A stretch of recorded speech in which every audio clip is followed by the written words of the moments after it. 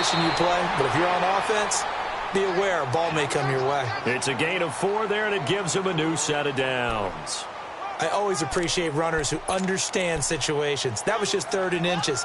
No reason to dance around in the backfield and try and break off a bigger play. Just go pick up the first down, and that's exactly what he did.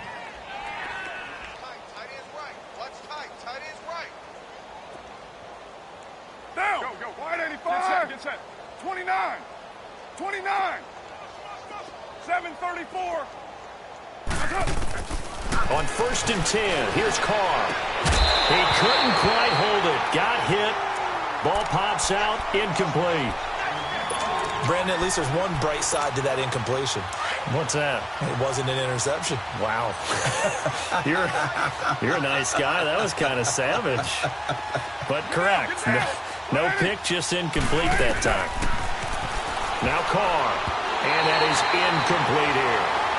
So this is what happens when you throw interceptions. That confident veneer that you have, it's chipped away a little bit. Maybe a little bit gun-shy throwing it around. Yeah, underthrowing him there, and you're right. Those interceptions may be in the back of his mind.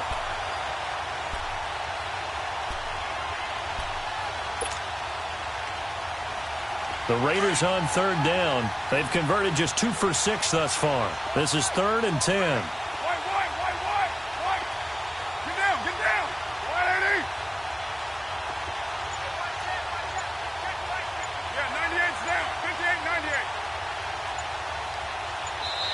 And with a play clock at 3, we'll get a signal and a timeout on the whistle. It's just their first, so 2 remaining as they burn 1 here in this 3rd quarter. The Raiders on 3rd down. They've converted just 2 for 6 thus far. This is 3rd and 10. Go, Chief. Throwing his Carr on 3rd down. In the middle of the field, he's got Nelson.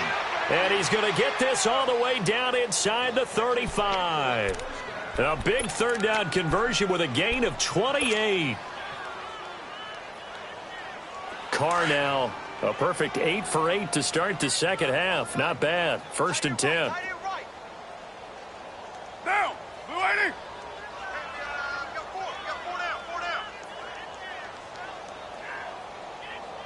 734.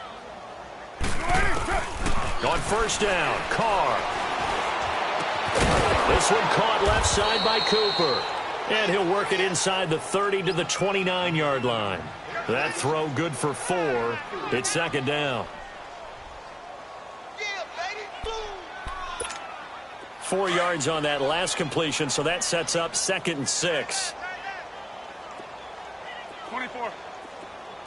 Monday, down. 637. Carr to throw again. Oh, a battle for it here, and this will be caught. A Raider 1st down as Carr finds Cooper. It's funny when I go back to our pregame meeting with Amari Cooper, and we mentioned, what if they play man coverage against you? He almost seemed offended by it, didn't he? I'll beat it. That's basically what he said, right? I mean, the best receivers we've ever talked to and covered, when you talk about covering them with one guy, they think that's a personal affront. If they feel like if they can't just beat one defender, then they're not very good. He'll get 3 yards on the scramble there. It's 2nd down. How about a tip of the cap to the defense? They're working against a very mobile quarterback, but all day long they've kept him under wraps. And on that play, they held him to a short gain.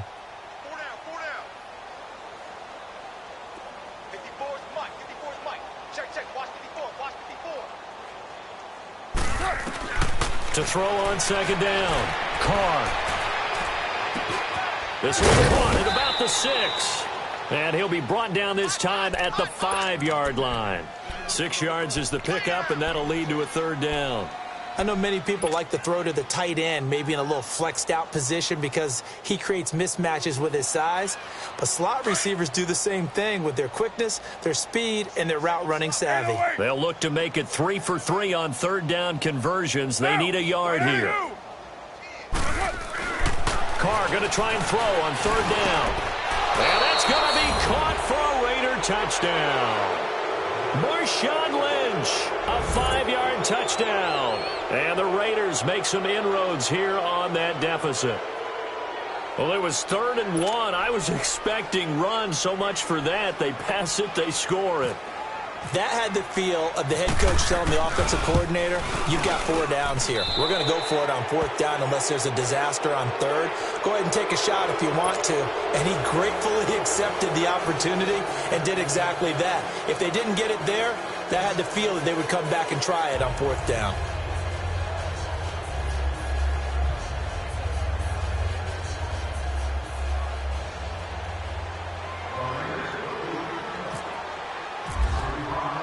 Pinheiro now to kick this one away. That'll be taken in the end zone. And the decision to come out is going to cost him 5 as he's taken down right at the 20.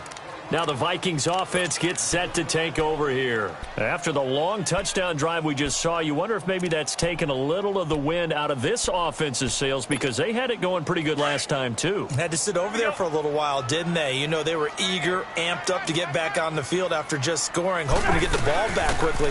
That didn't happen, so I'd say come out, just kind of get started again. You know, it doesn't have to be anything dramatic. Just get moving, get loose again, and see if they can get it downfield. It'll be a loss of a yard, and it'll be 2nd and 11. And we return, welcoming you back to Minneapolis. It's the Vikings in possession of the football and the lead. They'll be looking to add to that total as we begin quarter number 4.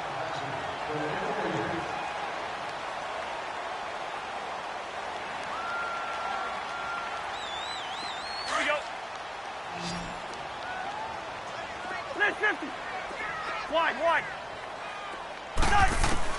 Now a 2nd down throw for Cousins. And he whips that one incomplete there. He's got to be kicking himself right there. His team's already picked off 2 passes. That would have been the 3rd in the game. And, boy, they've really played well attacking the football.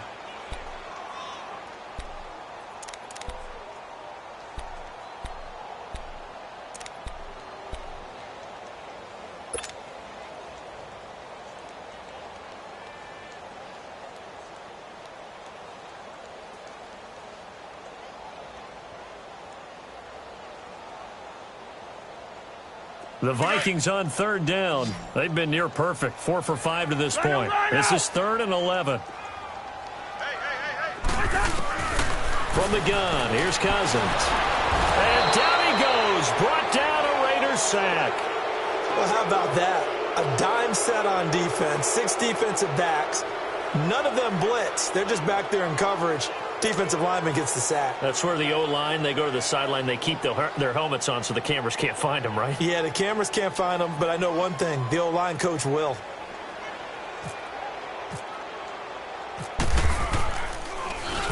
He gets this one away, and boy, it's another boomer. This is Harris. Officially, that'll go as a 52-yard punt. Not too shabby. And the offense will take over with a new set of downs. Now the Oakland offense heading back onto the field to take over. And they're hoping to redo their efforts in the last drive when they got into the end zone. And just think of what it's like now on the sideline. Because when you score a touchdown, you have to go over and look at the tablet and see what you did on the last drive. When you scored points, it's a whole lot better view. Nowhere to escape, and he goes down. Everson Griffin in there to get him his 2nd sack now of the afternoon. We've been around this league for a while, and many coaches never pull their starting quarterback, almost no matter the situation. In this case, though, I think he's got to make a decision. He's taking a pretty good beating out there. Yeah, with the deficit, maybe not wanting to risk an injury.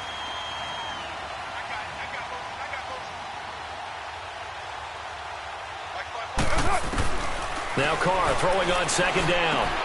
And Nelson's got it here right side. And they'll get 9 there as that sets him up better for 3rd down.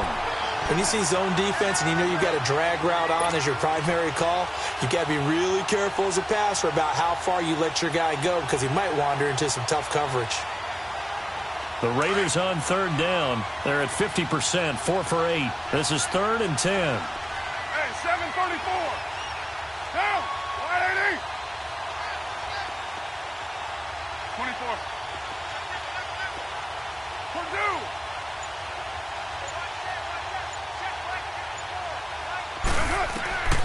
From the gun, it's Carr. And he finds Cook.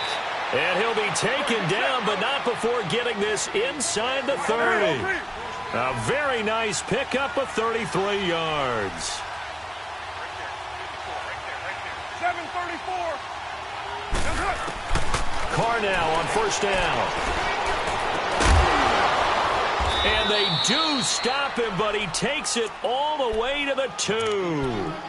That one goes for 24 yards. Defensively here, you've got the cushion, but back-to-back pretty big pass plays there. Bend but don't break, but are they bending too much? I think that they are. To me, it'd be like playing basketball, and you put up a token press. Make sure you get up there and make them eat up some time. Make it a little bit of resistance so they can't just run it right down your throat.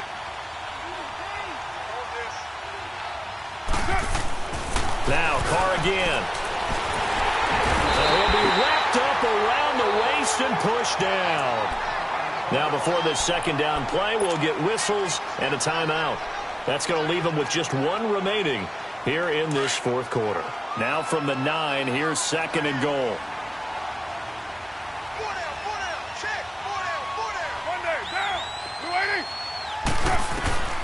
Looking to throw on second down. Carr flushed out right.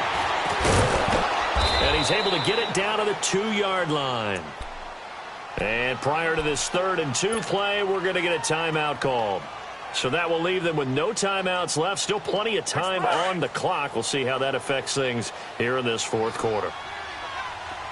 8:08. Carr now on 3rd and goal. And now here's another interception.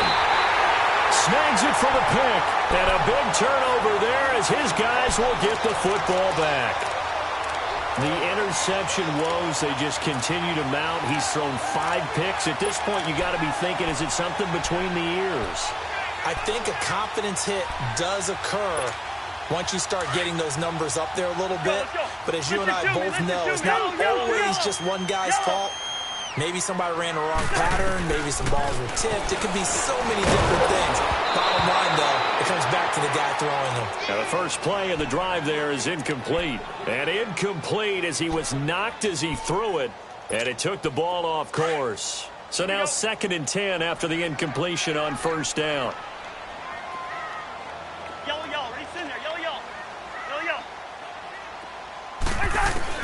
They'll throw again from their own end zone.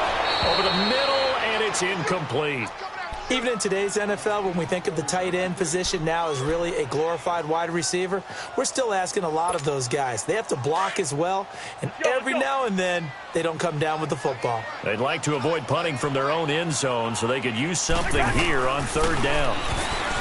Throwing, Cousins, got a man, it's right. And he's brought down, but not before they get it across the 20-yard line. That catch puts him over 70 yards receiving now as he's got a first down. Cousins now 6 for 6 since coming back out of the locker room. It's 1st and 10. Cousins now to throw on first down. And complete right side to Cook.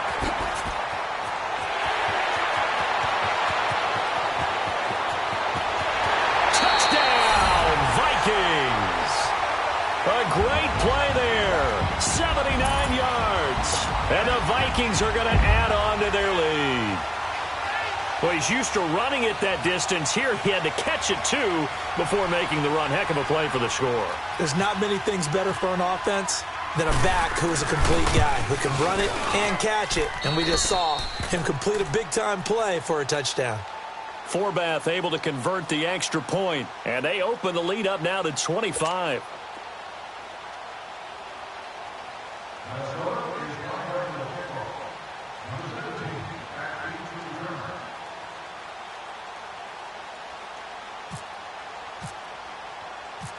Forbath out to kick this one away. That's fielded in the end zone. And all that work, but he stopped where he ultimately would have been, and he's simply taken a knee, and that's the 25-yard line. And now Oakland ready to take the field. And the interception thrown in the red zone last time. We'll see if they can rebound. I just have to think the last thing he said as they went back out there was, don't do that again. What do you think? What do you think? Yeah, I think that. I think that not only did he say that, but he also told him, let's put it in the end zone that it's supposed to be in, all right? The end zone we're trying to score. I know we're being a little bit facetious here, but the bottom line is take care of the football, and everything else should flow from there. Quick lesson, never ask the play-by-play guy a question. Hey, you're my partner. I know you're right there with me. And able to get this one across the 45 before he's brought down. 5th catch of the afternoon, and that gives him a first down.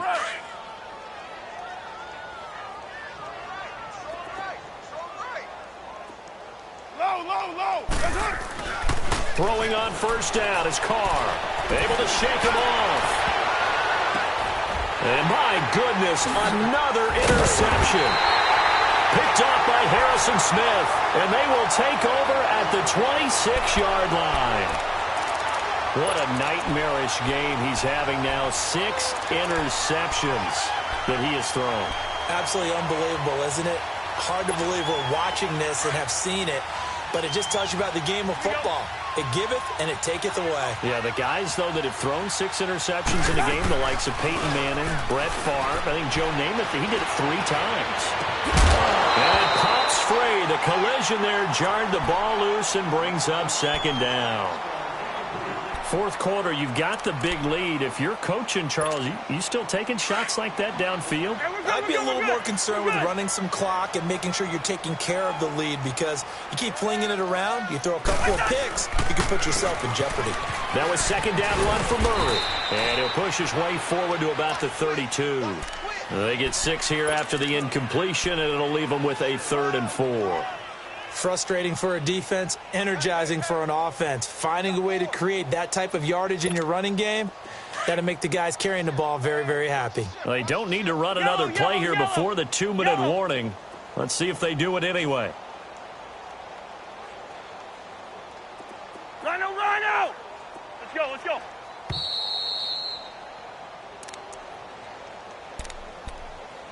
Time for a break. We'll come back and wrap up garbage time after this. The Vikings on 3rd down. They've been very good, 5 for 7 thus far. This is 3rd and 4. Through. Black. Working out of the gun, Cousins. And the Raiders have got him. Khalil Mack in there to get him for a loss of 9, and that'll lead to 4th down. Great job defensively. I think he was trying to go through his progressions, find someone to get rid of the football. Before he knew it, he was on his back. So that just brings us right back to what you said in the beginning. A great job defensively. Know where to go with the football. That led to the sack. And that's going to go in the books as a 55-yard punt. Well done. And out will come the offense as they take over. Now the Raiders offense, they get set to head back on the field. They've lost this one. Their offense has struggled. Do they try to put together something here at the end just to take into next week? Yeah, sometimes teams want to do that and coaches want to. I remember one time I was on a team and we were losing late in the game. And now here's another interception. Picked off by Harrison Smith. And they take possession 2 yards away from midfield at the 48-yard line. And that gives him now 3 interceptions in the game. Well, someone's locked into what they're trying to get done in the passing game. When was the last time we had someone get 3 in a contest? 2011, wasn't it? Kurt Coleman. Oh, yeah, then that's with right. the Eagles. That's right. It's them with the Eagles, and I believe it's against Washington and Rex Grossman. That's correct. They go play action here on first down. And he slings one that's incomplete. Had an open man that time, but ended up putting a little too much heat on it, don't you think, partner? Absolutely. Just needed a touch more air under it. Instead, he fired an absolute bullet.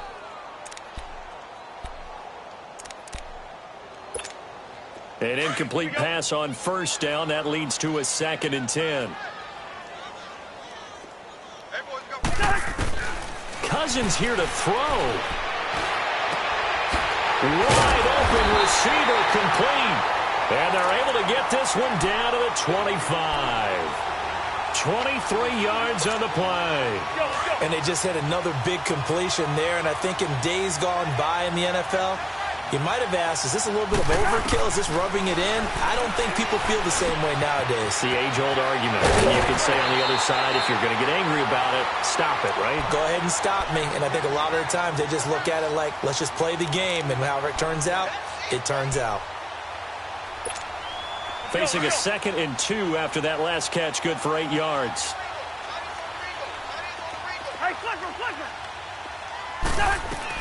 They'll throw again. Cousins.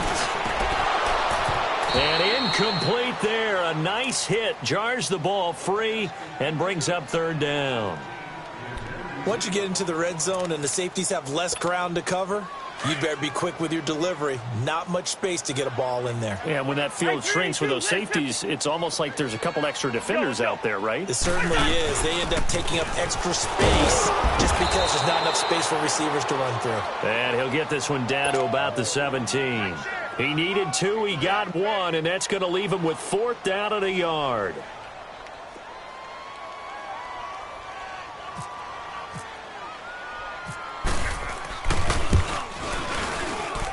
And Forbath will put this one through, and their lead will swell up to 28. So it's 3 more points, and that widens this thing out even further here in the 4th. And you know in this league, you can never have enough points, but this widens it out, as you said, and now it's all about ball control, isn't it? Forbath now to kick it away after the made field goal. That's fielded in the end zone. And he's up past the 20 to the 22-yard line.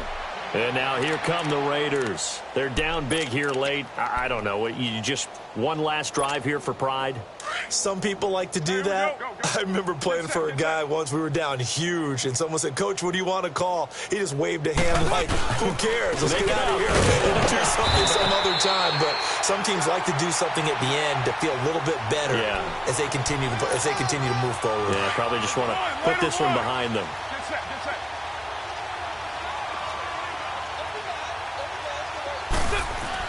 Carr to throw on 2nd down. He's just going to dump this one off to his fullback out of the backfield. It'll be a 2-yard gain, and it'll be 3rd down.